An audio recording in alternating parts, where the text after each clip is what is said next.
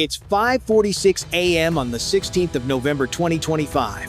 Over the eastern coast of Venezuela, the sky above the Bay of Carapano splits open as a US MQ-9 Reaper drops out of a thin cloud line. The drone moves fast and silent, but the moment its sensors lock on, a sharp flash cuts across the water like a warning no one understands. From small fishing boats near the bay, people see the first explosion. A floating warehouse made from old fuel tanks and metal pontoons erupts in a bright blast.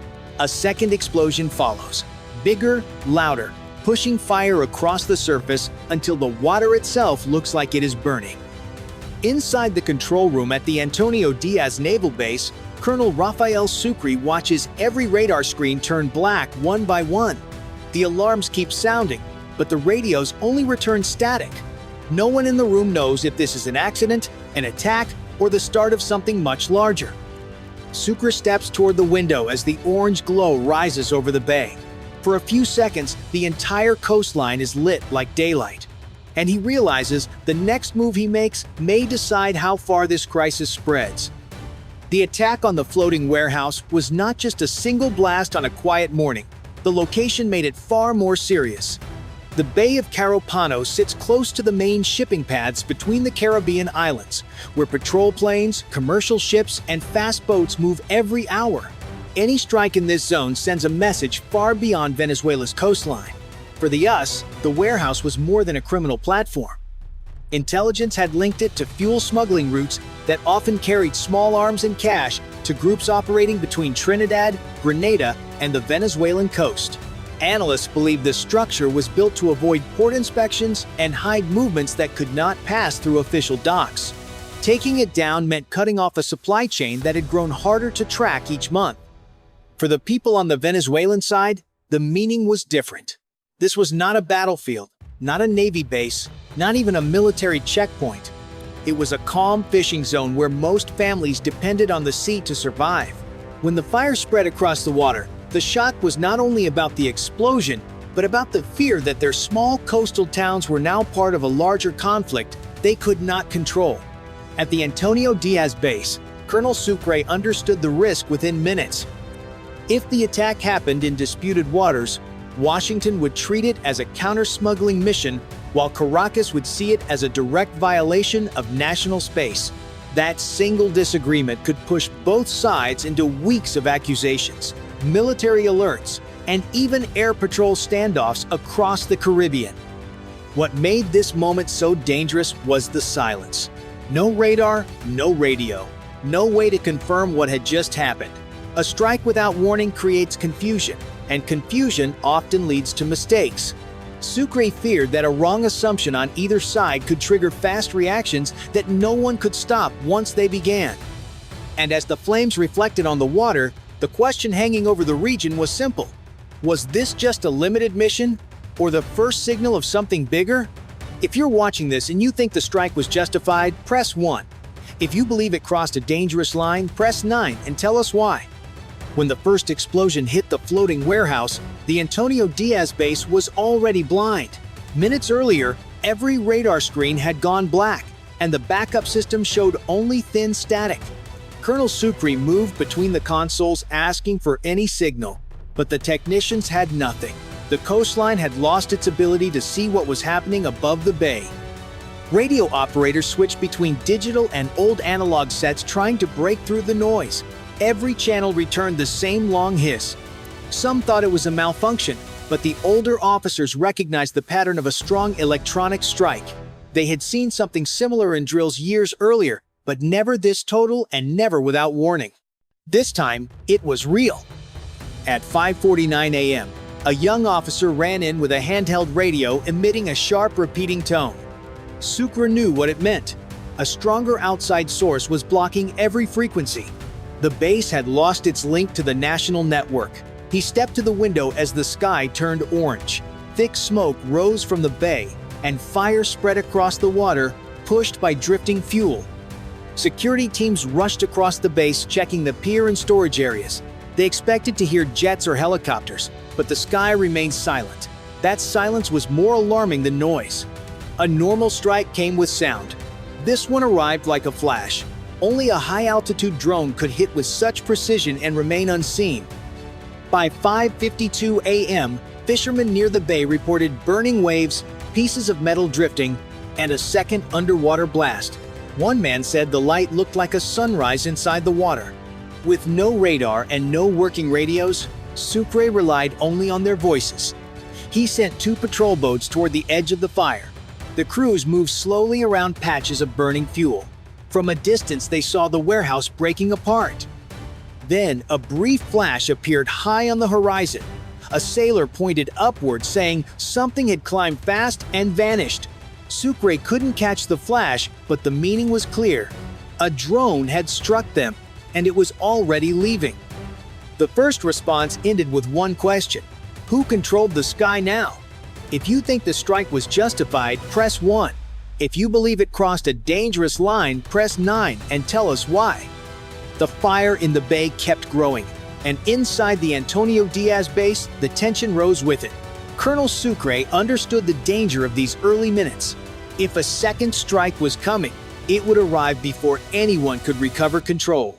He ordered his team to bring at least one radar channel back online, but every attempt failed. The screen stayed dark. Whoever hit them was still controlling the airwaves. In modern conflict, when you lose the spectrum, you lose the fight. Out on the water, the patrol boats reached the edge of the burning zone. The crews moved slowly through pockets of drifting fuel, trying to see through the smoke. They reported a low metallic sound under the surface, like steel collapsing. That told Sucre the warehouse was breaking apart underwater. But what worried him more was the possibility that the drone wasn't alone. At 6:03 a.m., a pressure wave rolled across the bay. It wasn't an explosion, just a shift in the air, the kind that comes from something fast, moving high above. The sailors felt it before they heard anything. There was no jet trail in the sky, no engine noise. Sucre told the boats to hold position, even as their radios cut in and out. He scanned the horizon, waiting for any sign of movement. For a moment, the scene went still. The fire crackled on the water. Smoke drifted over the rooftops. Silence took over the base. And in that silence, the tension grew heavier. Drones often stay after a strike to observe the damage.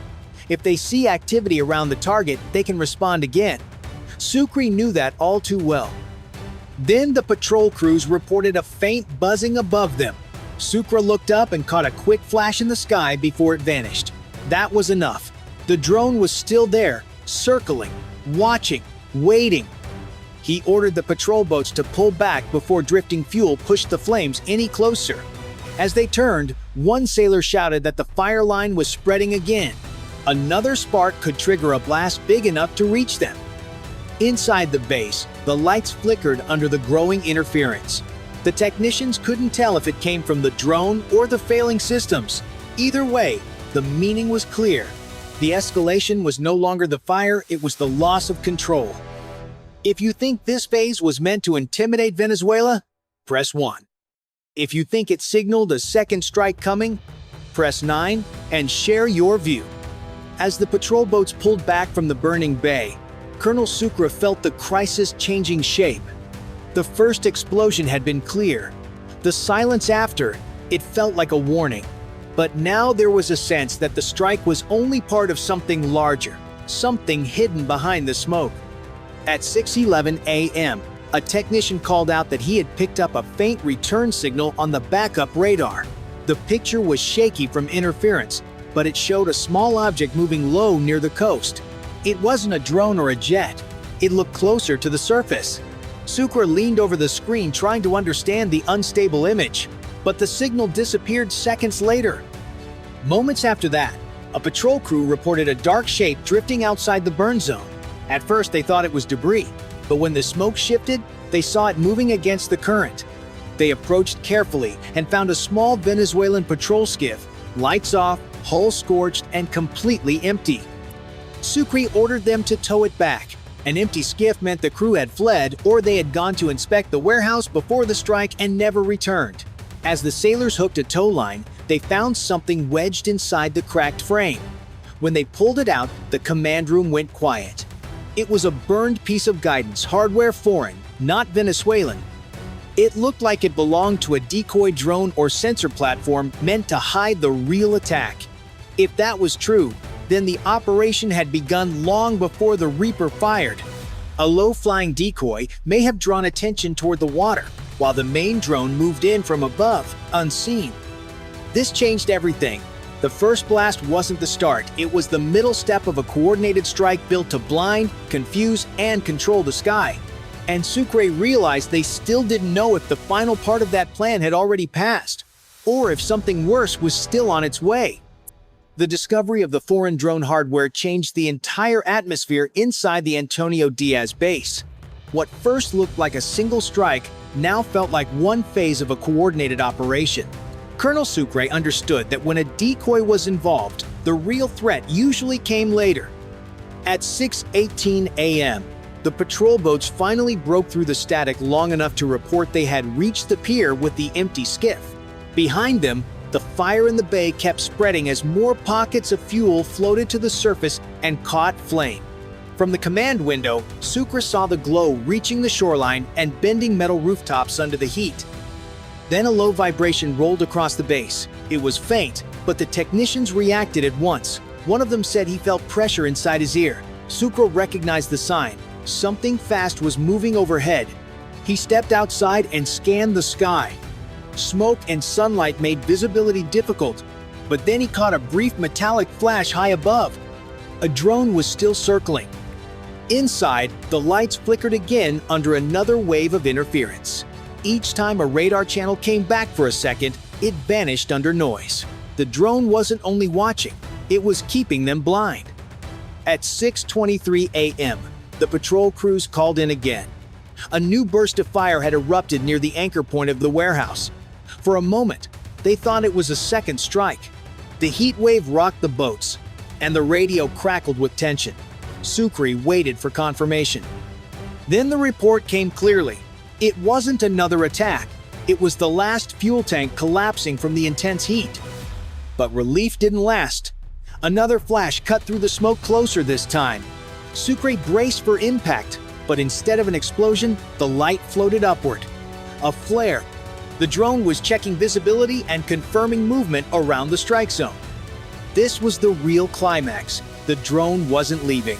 It was collecting data, watching every Venezuelan response, and mapping weaknesses.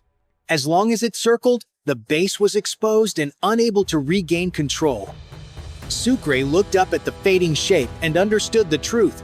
The fire was only the surface. The real fight was for the sky, and they had already lost it. If you think the drone stayed to prepare a second strike, press 1. If you believe it stayed only to intimidate, press 9 and tell us why. When the drone finally pulled away, the Bay of Carapano was still burning. The flames were weaker, but the smoke stayed low over the water, drifting toward the coastline. Patrol boats searched slowly through the dark surface, finding only broken metal and patches of fuel still on fire. The floating warehouse had completely collapsed, leaving nothing but debris sinking into the mud below. Inside the Antonio Diaz base, Colonel Sucre walked through a silent command room. The radar displays were dead. Radios returned only static. The entire defensive network of the region had been knocked out in minutes, and the loss felt deeper than the fire outside. The attack hadn't just destroyed a structure, it had exposed how easily their coast could be blinded. By mid-morning, the strike was being discussed across the country. Some insisted the warehouse was tied to smuggling. Others said it was a civilian platform. But no one questioned the level of destruction. Local hospitals struggled with burn injuries, and fishermen said the water looked alive with fire. In Washington, the strike was described as a precise action against an illegal structure in disputed waters. In Caracas, leaders called it a direct violation and pointed to the electronic blackout as proof of a planned attack. Two different stories were shaping two different versions of the same morning. Strategically, the lesson was clear. A modern strike didn't need jets or loud missiles. It needed control of the spectrum. One drone could disable a coastline before anyone understood what was happening.